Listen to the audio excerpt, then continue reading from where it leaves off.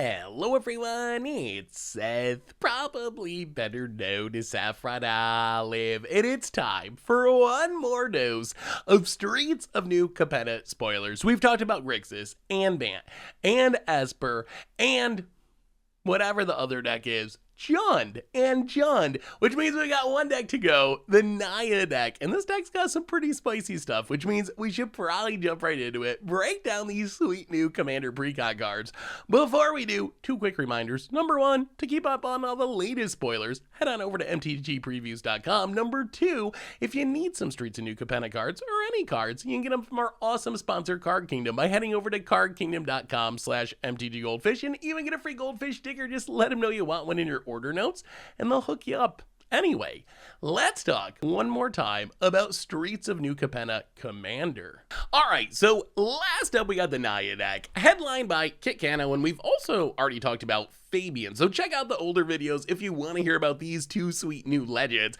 But really, this is a Naya token deck, and that theme is scattered throughout the new cards from this set. Our other backup commander is Bess Soul Nourisher, a 3-mana Selesnya 1/1 human citizen. This says whenever one or more other creatures with base power and toughness of 1/1 enters a battlefield under your control, put a +1/+1 counter on Bess, and then when Bess attacks, each other creature you control with base power and toughness 1/1 gets +X/+X until end of turn, where X is a number of +1/+1 counters on Bess. So essentially, Bess wants you to play 1/1s, or even better, make 1/1 tokens, and that'll grow Bess, and then Bess, when it attacks, is going to grow all your 1/1s. So this is essentially a go-wide token commander, although it's worth pointing out the way Bess is worded. Let's say you cast to Secure the Waste X10 or something and make 10 1/1s, that's still only putting one counter on Bess, because it says when one or more other creatures with base power toughness and 1/1 enter the battlefield. So keep that in mind. So you're kind of better off casting a bunch of Raise the Alarms rather than one Secure the Waste, although cards like Secure the Waste, March of the Multitude, Grand Crescendo, a new card that we'll talk about in a minute, those cards still work really well with Bess, because it just puts a ton of 1/1s on the battlefield to benefit from Bess's pumping ability. The other thing I love about this card is the way it's worded. You can still buff your creatures, and it still works. One of the problems with past cards that refer to 1/1s is you don't really want 1/1s, they're just not that powerful, so you end up buffing them with an Anthem effect or something, and then it turns off your synergies. With Bess, you can make a bunch of 1/1 tokens, and you can Anthem, or Overrun, or Crater Huff, and you're still going to get Bess's ability, because all it cares about is the base power and toughness. So I think that Bess, if you want to play go-wide Selesnya tokens, pretty legitimate option. It seems pretty powerful. Just keep in mind, as we talked about before, you're better off making small numbers of tokens so you trigger Bess multiple times rather than making a whole bunch of tokens with one card. Speaking of Grand Crescendo, we got an absurd new token producer, double white and X instant. Make X 1/1 green and white citizen tokens and creatures you control gain indestructible until end of turn. This card is bonkers. So essentially, this is another Secure the Waste style effect, slightly less efficient, but 2 and X to make a ton of 1/1s. The exciting part about this card is this is an almost Secure the Waste that is also essentially an unbreakable formation or a Rootborn Defenses. You can cast this for 2 mana just to make your team indestructible. So this is your Wrath Hate, your Sweeper Hate, and also a great token producer. So I think this is just way better than the other options. Like, this is an upgrade on Secure the Waste, even though it's slightly less efficient. And I think if you're playing some sort of go-wide Expel token style deck, this is essentially just an auto-include in your deck. It's doing two things, and it's freeing up a slot in your deck. That's the other exciting part about this. In a commander deck, you only can play 100 cards. That is the maximum. So if you play Grand Crescendo, this can be one of your unbreakable formations. You can cut an unbreakable formation from your deck and play another token producer, because Grand Crescendo is going to give you that effect and still work with the main theme of your deck. We also got Boss's Chauffeur, 5 mana 0/0 elf citizen. Enters a battlefield with a number of +1/+1 counters on it equal to 1 plus the number of other creatures you control. Alliance, whenever another creature enters the battlefield under your control, put a +1/+1 counter on Boss's Chauffeur, and then when it dies, make a 1/1 green and white citizen creature token for each +1/+1 counter on it. So this card, great top end in a token deck. It's like a Scion of the Wild that works with +1/+1 counters, or I guess a Kinsbale Border Guard that doesn't care about creature types, that is also going to grow throughout the game. And then it gives you this Alonda style ability where you're going to make a ton of tokens when it dies. So if you're playing a go wide tokens deck, This is just a great inclusion in your deck. It's going to be huge, it's going to grow, and then when it dies, it does what you want. Its only weakness is really exile base removal. If you get Farewelled or something, Anguished Unmaking, that's going to be a little bit of a bummer, but otherwise, this is just a really powerful mid-range threat for a token deck. We also got, one of my favorite cards from this deck, maybe my favorite card from this deck, Master of Ceremonies, 4 mana, 4/3 Rhino Druid. Says at the beginning of your upkeep, each opponent chooses money, friends, or secrets. For each player chooses money, you and that player make a treasure token. For everyone that chooses friends, you each make a 1/1 green and white citizen token. And then for each one that chooses secrets, you and that player draw a card. So this is going to give you a lot of value. Like this hits on the battlefield, you get to your upkeep, you are going to be getting some mixture of 3 treasures, 3 1/1s, or 3 card draws. And really, you can't lose. And the thing I love about this card is in the past, we've talked a little bit about White's card draw trying to be fixed in ways that benefits your opponent more than you. Secret Rendezvous is probably the best example of this. You're spending 3 mana, you're the one that's spending a card, and your opponent is benefiting just as much as you are. Master of Ceremonies is not like that. It is benefiting each of your opponents. Each of your opponents is going to get one of a treasure, a creature token, or a card draw, but you're going to get 3 of those. So you're getting a reward for being the player that spent the mana on the card, that spent a card out of your hand. So this is what I'd like to see Wizards do more of. For me, this is a home run, and I feel like, sure, this goes up in value if you're a token deck and you got some of those synergies, but I think I would just jam this in essentially any white deck and trust that it's going to be good, because remember, your opponent's also going to be incentivized to make the right choice. Like, your opponent's going to benefit too. Your opponent, maybe they like drawing cards. They're going to choose the card draw mode. Sure, you're also getting to draw a card, but that's going to benefit them. So I feel like this card has a lot of power. Getting those 3 things, regardless of what your opponent chooses, on every one of your upkeeps is really, really strong. So I think this has potential to be a new white staple that shows up in a lot of commander decks. We also got Indulge Excess, a new split card, an aftermath card. So the front side that you can cast from your hand, whenever a creature you control attacks this turn, make a 1/1 green and white citizen creature token that's tapped and attacking, and then Excess, create a creature token for each creature you control that dealt combat damage to a player this turn. 2 mana sorcery you can cast from your graveyard. This card seems pretty good. This is essentially a upgraded launch to the fleet, and I hate to make this comparison, but it's almost like a weird dockside. This can be 2 mana, make a lot of treasures. If you're playing some sort of token deck, the front side is going to give you a ton of tokens. You're already going to have a big board. You cast this, your board doubles in size. You hit your opponents for a bunch of damage, and then you're going to make 5, 10, 20, some very high number of treasures. So I feel like in a token deck in these colors, this is almost just an auto include. So if you're playing Jetmir, Ginnyfey, or Berticlot, or Prosperous, this is just a really, really solid addition to your deck. The only downside is it is pretty weak post Wrath. Like, if you don't have a board, the front side does nothing, the back side also does nothing. So there's going to be times when this is a really bad top deck off the top of your deck after your opponent just farewell or whatever. But when things are going well, this is a great way to force your advantage, close out the game, have this huge big combo turn with all the mana and all the tokens it can make. And it gets even better if you're playing token support stuff like Doubling Season or Parallel Lives. The amount of tokens you can make with this is just ridiculous. We also got a weird one. In Life of the Party, 4 mana 0/1 elemental, first strike, trample, and haste. When it attacks, it gets +X/+0 until end of turn, where X is the number of creatures you control. And then when it enters the battlefield, if it's not a token, each opponent creates a token that's a copy of it. The tokens are coded for the rest of the game. So the tokens can never attack you, but they have to attack. So this card is really sweet. On level 1, it's just kind of a sweet token card. Like, it's going to be really, really big. If you can make a ton of tokens, this comes down and hits someone for 10 or 20 damage with haste, with trample. So it's a fine threat in a token deck. On the other hand, the ability to give it to your opponent is really cute. And it's fine in any deck, just forcing your opponents to damage each other. But it's going to be even better in some sort of go deck, some sort of creature switching deck like Tangrath or Corona False God. It's also really funny that it works with blink effects. You can can play this and blink it, and you're going to keep giving your opponent copies of it, and those copies are going to keep attacking each other. So that's another plan. Just play this in like ephemerate or whatever blink shenanigans you have, and try to give your opponents as many of these as possible, and just sit back and watch them beat each other down. We also got Rose Room Treasure, a 4-mana 4/3 Ogre Warrior with Alliance that says, whenever another creature enters the battlefield under your control, make a treasure token. If it's the first or second time this ability resolve this turn.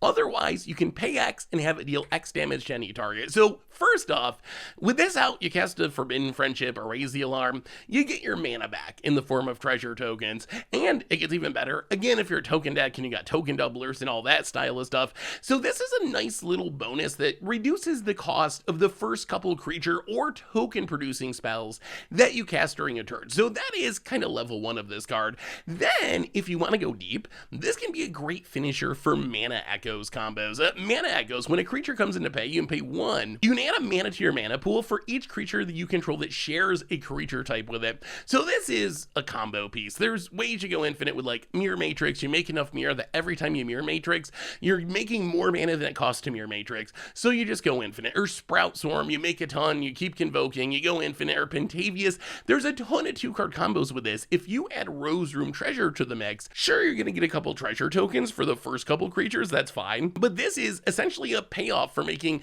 infinite mana. If you make infinite mana, well, then you have a creature come into play, and then you just deal infinite damage with Rose Room Treasure. So I think this card can actually be pretty powerful. So I'm definitely thinking this would be something I'd consider including in like Ginny Faye, Gyrid, Akeem, commanders that can make tokens. Make this even better because like Gyrid, for example, it's going to populate. That's going to give you a treasure for free. So you're just making extra mana every turn. Same with like Akeem, Jenny Faye, you can turn the treasures into cats and dogs, which is pretty spicy. So I really like this card. As I said, either played fairly in a token deck or as a finisher in an infinite combo. We also got Seize the Spotlight, 3-mana sorcery. Each opponent chooses Fame or Fortune. For each player who chooses Fame, you get to yoink one of their creatures, gains haste, end of turn, all that stuff. And then for each opponent that chooses Fortune, you get to draw a card and create a treasure token. So on one hand, if you just play this and steal 3 of your opponent's creatures until end of turn, it's kind of meh. I mean, a triple threaten's fine, but I don't know if that's super exciting. On the other hand, if this is draw 3 and make 3 treasures, it's kind of insane for 3 mana. That's a painful truth, it's sushi. So I think the challenge of this card is trying to get the game to a state where your opponent's going to choose to let you draw cards and make treasures. Because like I said, if you're getting 3 treasures and 3 cards out of this, it is way above the curve, even in Commander. So how do we get the game to a point where our opponent's going to want to give us cards and give us treasure rather than letting us steal their creature for a turn? The easiest way to do this, just play a sack outlet. If you're playing some sort of sacrifice commander, Brian Stoutarm, Jury, Corvold, and you have something like Ashnod's Altar, Woe Strider, any sack outlet on the battlefield, it's going to be really tough for your opponent to choose to give you creatures because they're going to know that you can just sacrifice them. If this is triple hard removal and you get to choose the creature that you take, so triple hard removal for each opponent's best creature, that's also absurd. So I don't think I jam this in just any deck, but in a sacrifice deck, I think this is a new all-star, a new staple. We also got Crash the Party, which just makes a lot of rhinos for 6 mana. 6 mana, green instant. Create a tapped 4/4 Rhino Warrior creature token for each tapped creature you control. So you make a bunch of tokens with Grand Crescendo or Boss's Chauffeur, Secure the Waste, or Rabble Rousing. You attack with those. Even if your opponent blocks, that's fine. Then you just cast this at instant speed while all your stuff is tapped during combat, and you make a ridiculous amount of rhinos. We also got Killer Service, 3 mana enchantment. When it enters the battlefield, create a number of food tokens equal to the number of opponents you have. So normally going to get 3 food. And then at the beginning of your end step, you can pay 2, sack a token, and make a 3/3 Rhino Warrior token. This card feels a little bit slow to me. I'd play in a food deck like no Master Chef. If you actually care about the food token type, that's pretty good. But upgrading a token for 2 mana into a 4/4 Rhino, that just seems really slow. The Rhino's vanilla. It doesn't do anything special. It's only a 4/4. That doesn't seem all that exciting to me. Although I think it is neat that you can use this with some other tokens, we've been talking about the Jund deck and the Blitz spells, and now I have a lot of cards that trigger at the beginning of your end step to help support Blitz. You can Blitz something in, but then sacrifice it to something else to get value out of it. Killer Service can do the same thing, so maybe this is an upgrade for some of the Blitz style decks. It almost feels like it should be in the Jund Commander deck, honestly. Or if you're playing like Kiki Jiki effects, Mimic Vat effects, ways that make temporary tokens that go away in your end step, Killer Service, you're still paying 2 to get a 4/4, which again in Commander just doesn't really excite me, only trigger it once each turn, but it is a nice way to get a little more value out of a creature that was going to be going away anyway. We also got Scepter of Celebration, 3-mana equipment, equipped creature gets +2/+0 with trample, and when it deals combat damage to a player, create that many 1/1 green and white citizen creature tokens. So this is essentially Wand of Orcus. Some upgrades, you get a power boost, you get trample, which is actually kind of huge. You get a downgrade though, you make 1/1 green and white citizen tokens rather than 2/2 zombie tokens, but still, I mean, if you're a token deck and you can stick this on a big creature, that can make a ridiculous amount of 1/1s, which is exactly what you want your token deck to be doing. We also got Vivien Stampede, maybe the weirdest overrun ever. So 6-mana sorcery, each creature you control gets Vigilance, Trample, and Melee until end of turn, and at the beginning of the next main phase this turn, draw a card for each player who has dealt combat damage this turn. So this is actually literally overrun mixed with harmonize. If you think about this, so you're getting Vigilance and Trample, so Trample is overrun, and then Melee gives your creatures +1/+1 for each player you attack this turn. So if you're playing Commander, you got 3 opponents, as long as you spread the love and hit everyone, you're going to be getting +3/+3. You're going to get a literal overrun, but it's an overrun that's going to harmonize and draw you cards at the beginning of your next main phase. And I actually kind of like this card. The thing I like about it is it's an overrun that kind of encourages you to spread the love rather than just murder one person. You want to attack everyone to trigger Melee. You actually have to attack everyone to trigger Melee and grow your creatures if you actually want the overrun effect. And the reward of drawing 3 cards is very, very nice. It's a big bonus. So we'll have to wait and see. We got a lot of overrun style effects. I think this one's pretty reasonable. Like if I was going to play literal overrun, I would probably play Vivien Stampede in its place. On the other hand, I still don't think I'm going to replace like my Craterhoof or something like that, because Craterhoof just kills the entire table when it comes down. We also got a weird artifact in False Floor. 4 mana, enters the battlefield tapped. Creatures enter the battlefield tapped, and you can pay to exile it to exile all untapped creatures. Do it only as a sorcery. So this calls back to Nevsdix, Boompile, these 4 mana wrathing artifacts.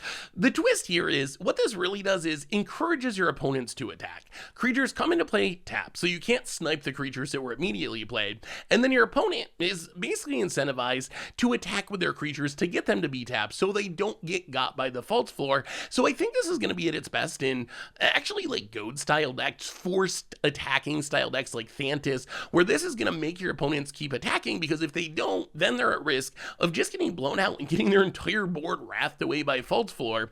Also worth mentioning, you can kind of build a wrath with this. There are a few cards of Benefactor's Drought, Intruder Alarm, Breaking Wave that can theoretically untap all of your opponent's creatures, and then you turn this into an actual wrath. It's still a little expensive, 4 to cast, 2 to activate, but you do get the upside of exiling. So if you're playing a blue deck and you have some of these cards in your deck, these untap effects, or maybe a green deck and you got Benefactor's Drought, then this goes up even more in value. If you're playing like white or black or red, you got enough good wraths already, but in these wrath light colors, I could almost see it being worthwhile to play these weird 2-card combo wraths, especially if you can get extra value or combos out of the untap effects. We also got Prosperous Partnership, some more treasure production, 3 mana enchantment, enters the battlefield, make 2 green and white citizen creature tokens, and then tap 3 untapped creatures you control to make a treasure token. So this card, really good with token shenanigans. There's infinite combo potential. Let's say you got Jenny Faye in 2 token doublers. You can take and play this, whatever, but the big deal is you can tap 3 creatures, and that's going to make a treasure token, but the treasure token will be a cat or dog because of Jenny Faye, but you're actually going to get 3 of those because you're doubling seasons and anointed processions and parallel lives, and then you can tap those to make a treasure, which will be a cat or a dog, but you'll get 3 of them and do it again and make infinite tokens and use those to win the game. It also just works really well with things that untap all your creatures. If you got Drumbellow or Seedborn Muse, Intruder Alarm, Jeskai Ascendancy, you can tap all your creatures to make a bunch of mana, and then you're going to untap them anyway, and then you do it again and do it again. I could certainly see this being part of like Jeskai Ascendancy, Intruder Alarm style combo decks, where this just provides a ton of mana to keep your combo going. So I think it's actually a pretty powerful card. I guess you could play it fairly as well, but if you're playing it fairly and you don't have any of these synergies, I don't know, is it actually better than just playing a mana rock? I think that's up for debate, because if you're playing a fair deck, you want to be able to attack and block with your creatures rather than tap them to make a treasure. So I think if you got synergies to power this up really, really strong, otherwise, probably just play a mana rock. Finally today, we got our last confluence, Cabaretti Confluence, 6 mana sorcery. Choose 3, you can choose each mode more than once. Create a token that's a copy of target creature you control. It gains haste second on the beginning and next end step. Exile target artifact or enchantment, or creatures target player controls. Get +1/+1 and gain first strike until end of turn. So this is essentially Twin Flame, Revoke Existence, and I guess Kick Savage offensive. This seems pretty fine. We've talked a lot about how most of these confluences aren't especially mana efficient, but I feel like this one kind of is. It is 6 mana in sorcery speed, which is asking a lot, but if you cast this kind of no matter what modes you choose, I think you're going to get 6 mana worth. You can definitely do some fun things by making 3 copies of a token, or just getting rid of a bunch of artifacts or enchantments, or if you're playing Cabaretti, you're probably going wide, and then triple pumping your team and giving it first strike is a good way to close out the game. So 6 mana in sorcery does give me pause, but in some sort of Cabaretti Naya token style deck, this probably does enough to at least be worth considering. Anyway, that brings us to the end of our daily Streets of New Capenna Commander spoilers. We've talked about all 5 decks. Now that we've seen them all, which is your favorite? What are you hyped for? Which cards are you most excited for? What do you think of the set release overall? Definitely let me know in the comments. Thanks for watching, everyone, all this spoiler season, and keep an eye out in the near future. Once the set comes out, we'll have some sweet Streets of New Capenna Commander clashes. We got top 10 videos coming up on the Commander Clash podcast, so there's a ton more Streets of New Capenna to come, even though we've reached the end of spoiler season. So thanks for hanging out this spoiler season, everyone. I'm sorry, my voice kind of cracking. I'm still trying to get over this cold, but thanks for hanging out, everyone. Have a wonderful day, and I will talk to you soon. Thanks for watching the video. If you enjoyed it, help us out by clicking that like button down below. And to keep up on all the latest and greatest, click that subscribe button. And don't forget to hit that bell icon to get alerts whenever we have new videos. And if you want to, check out some of our other sweet videos here and here.